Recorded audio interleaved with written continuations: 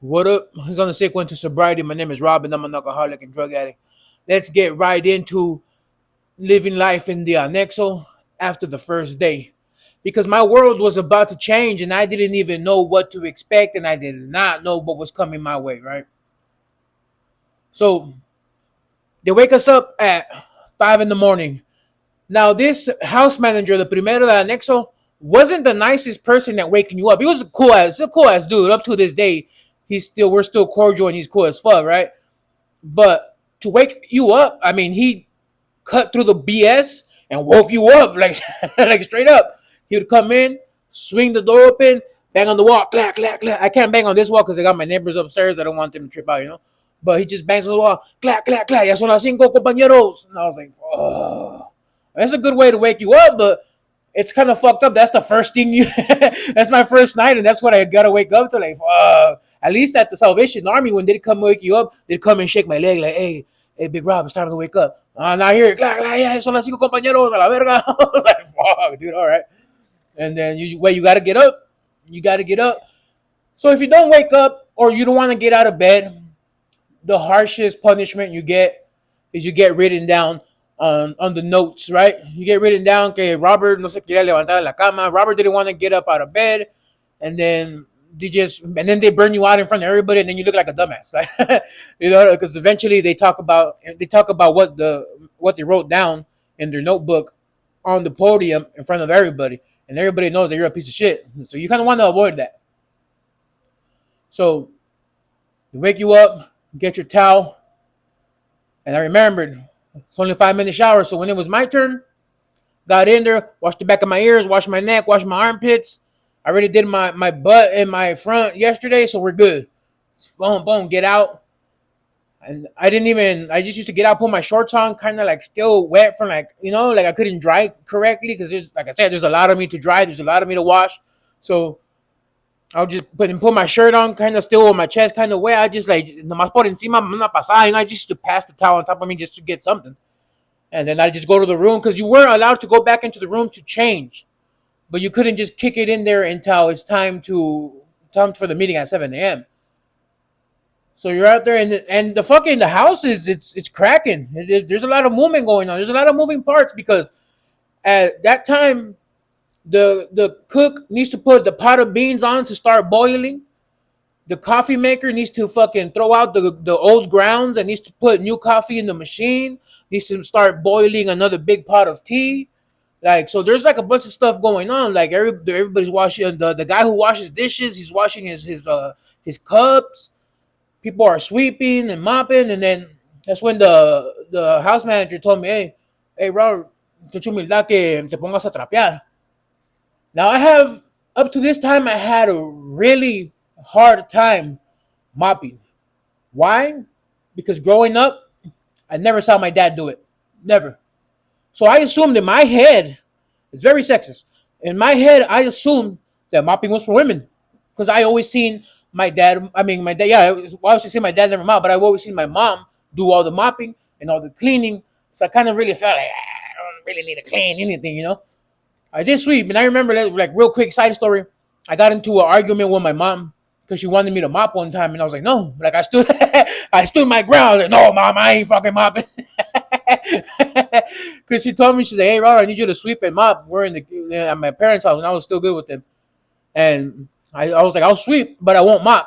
And she said, no, well, I need you to mop. I was like, I'm not going to mop. I don't care. You could do whatever you want to me. You could beat me up. You could hit me across the face with a broomstick. I'm not going to mop. It's just not what I'm doing. And so ever since then, I had just had it stuck in my head that I'm never going to mop. It's not a guy thing to do.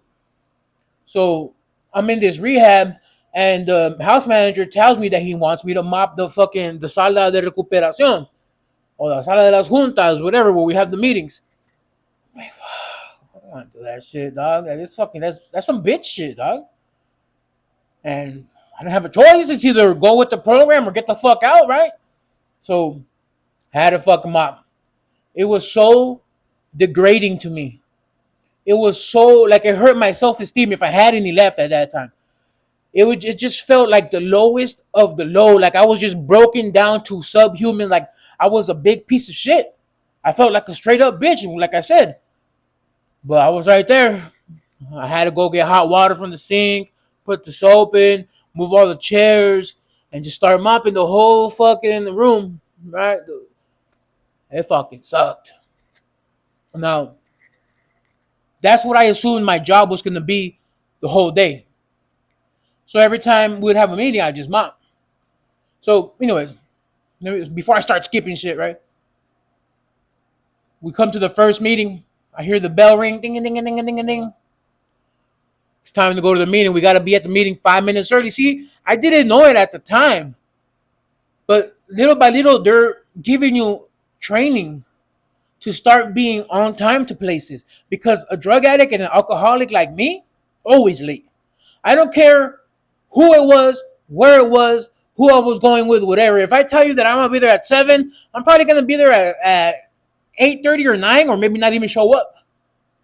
So it's just one thing that you're starting to relearn behaviors, and it's very psychological. And I was right there. I'm too smoked out to even realize what's going on. So you get there early, 5 minutes early. You're sitting down. The first meeting is not junta de estudio. It's a study meeting.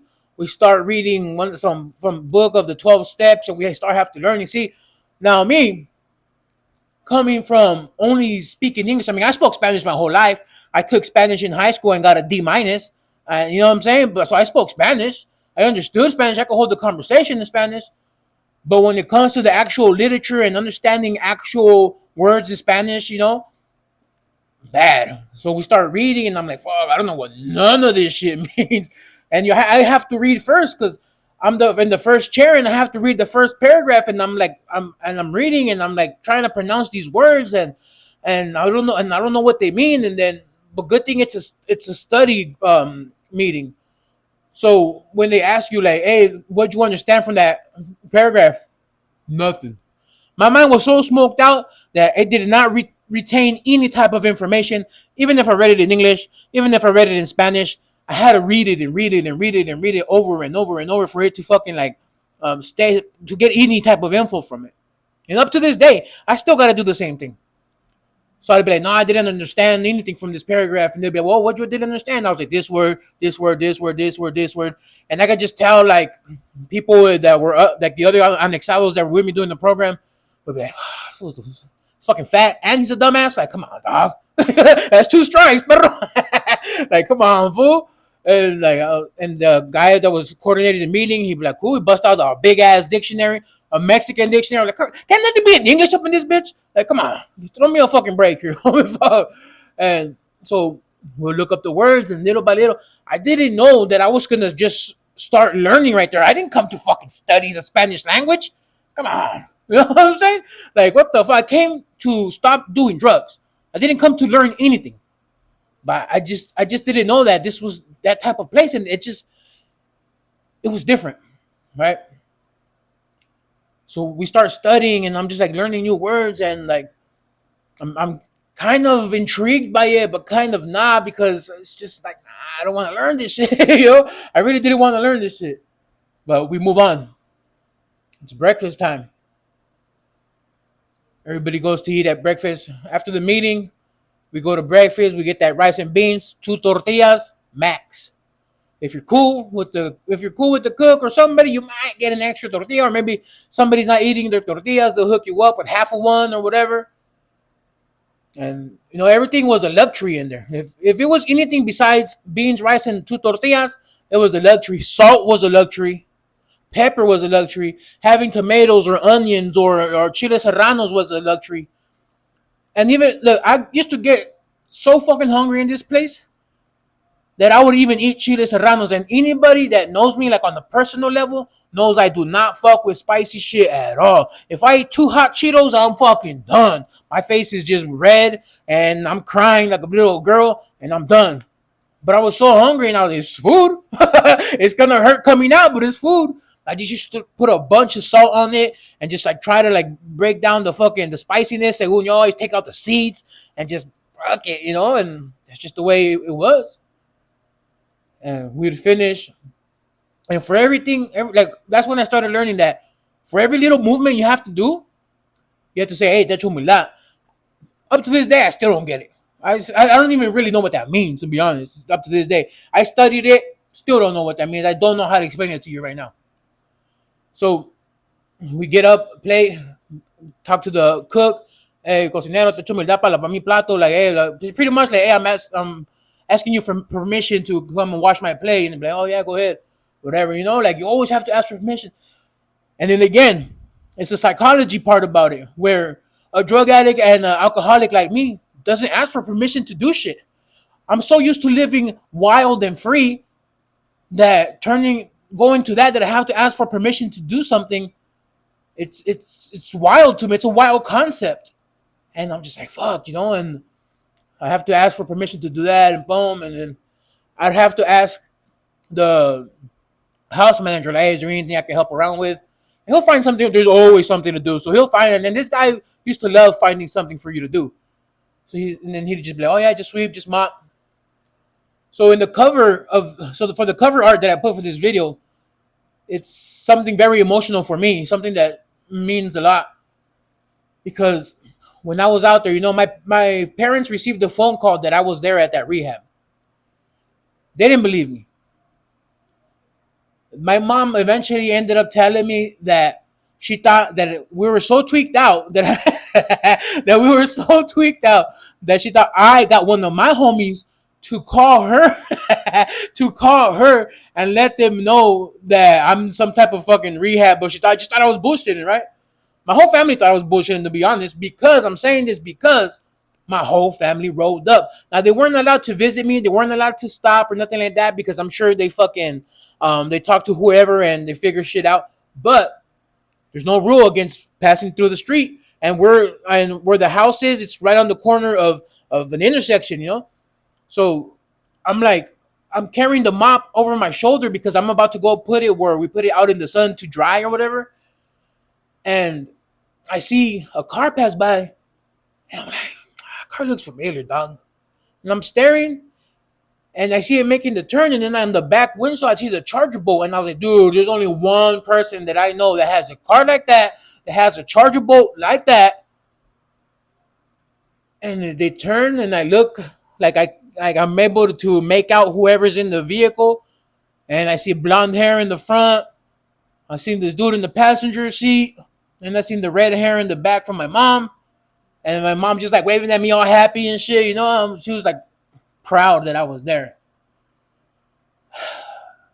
That was such like a major stress relief. Like, okay, my parents know that I'm serious.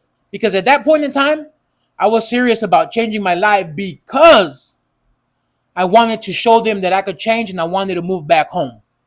But I was serious about staying sober and I was serious about changing my life in that moment. And that's why I had felt the relief that I felt when I seen them, because I knew that they were okay, he's doing the right things. He's going to eventually come out and he's going to come live with us. That's what I hope they were thinking, you know? So it felt good and I waved back at them. And then, of course, somebody saw me. They're like, who was that? I was like, oh, that's my family. And they were like, oh, okay. You know they can't see you around. I was like, yeah, I know, dog. I just waved at them. They're cool. They're just checking that I'm here. And they're like, okay, cool.